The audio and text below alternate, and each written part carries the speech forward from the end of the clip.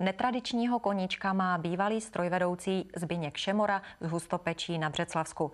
3 roky pracuje na nejrozsáhlejším počítačovém modelu železniční tratě, který je věrnou kopií trasy vedoucí z Břeclavy až do Prahy. Model je součástí vlakového simulátoru a jízda od začátku do konce trvá stejně jako ve skutečnosti. Téměř 4 hodiny. Železniční stanice Šakvice, tak to ji zná většina cestujících. A takový je pohled ze stanoviště strojvedoucího v projíždějícím vlaku. Nesedíme však v kabině skutečné lokomotivy, ale sledujeme počítačovou simulaci.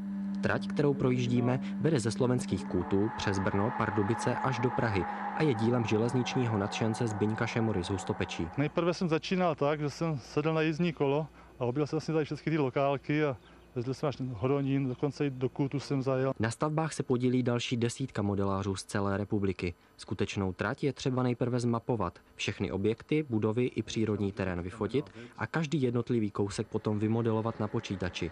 Takových objektů jsou pak na trati rozmístěny desítky tisíc, přesně podle skutečné předlohy. Proto se mezi uživateli vedou diskuze o možném praktickém využití simulátoru. Česká střebová Praha na Zábřeh, tam odpovídá každá zatáčka, každý návestil přesně na tom kilometru, který má být. By to třeba mohli vydělat fírové třeba seznání podle toho simulátoru. To znamená, že by se strojvedoucí mohli na simulátoru seznámit s tratí, na které právě začínají jezdit. Ta simulace je dost taká reálná, jo? Na rozdíl od těch pro výpravčích je to taková hra na reálné trati. Modelová trať pana Šemory se dostala už k více jak 1000 uživatelů. Mezi nimi jsou i železniční fandové z Německa, Francie, Anglie nebo dokonce ze Spojených států.